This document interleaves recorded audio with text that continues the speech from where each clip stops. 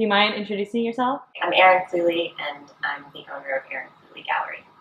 I'm here at your space because of the art I noticed that you have all over your gallery. Do you mind talking about what you have here installed in your restroom? The tile newly installed on the floor is by Cassandra Emswiler Burd.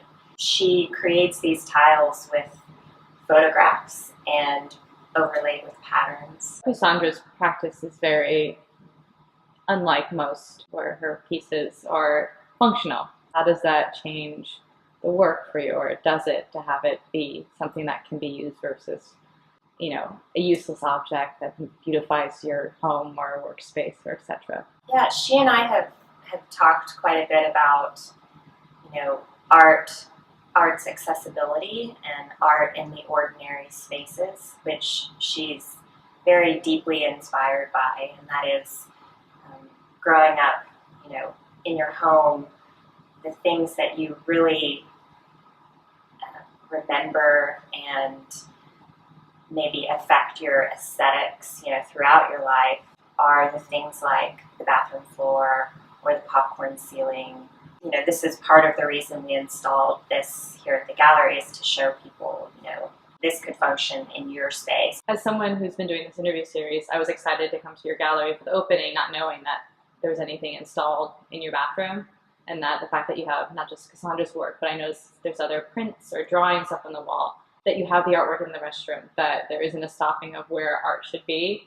And I kind of wanted to know your thoughts on that, like as someone who, has a space that, people are visiting. What was your thought, or what was your thinking of doing that? So these drawings, they're graphite on paper, and they're by Jimmy Joe Roche. They're very kind of quiet, and I thought that worked well with the floor. But I think it's interesting because once I put them in the bathroom, I feel like the reference to the body becomes more prominent. Whether that's his intention or not, he's drawing a lot from nature, Native American art, Tibetan art, totems, but there's definitely this reference to the female body, fallopian tubes, vaginas.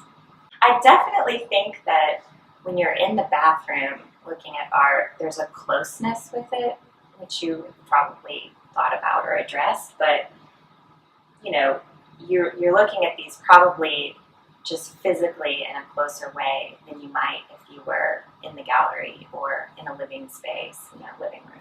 Is there a hierarchy you feel like in having certain works in certain spaces, or is it all the same? Or years ago, whenever I visited a collection in Washington, D.C., it was a private collection, and they collected a lot of major works. Their focus was photography. And I remember there was a Louise Bourgeois print, like right above the toilet paper dispenser.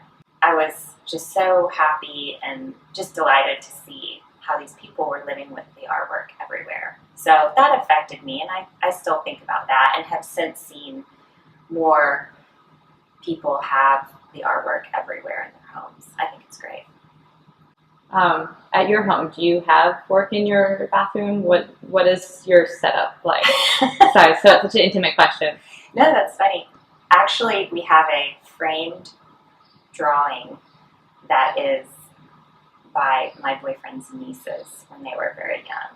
So, and we actually rearranged some things recently, but we kept that exactly where it was. So, what did you eat today? What did I eat today? I had a cold pressed juice at home, kale, apple,